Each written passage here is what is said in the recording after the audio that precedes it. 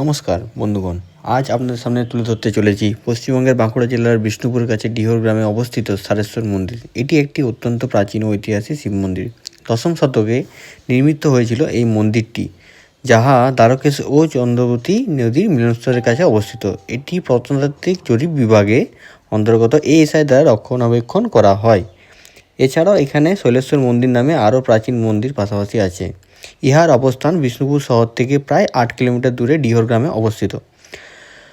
হিন্দু সমাজে বিশিষ্ট দেবতা মহাদেব শিবের আরাধনা এখানে করা হয়।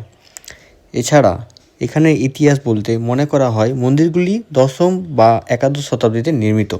এই প্রাচীন স্থাপত্যের নিদর্শন বহন করে এখানের সাধারণ মানুষজন।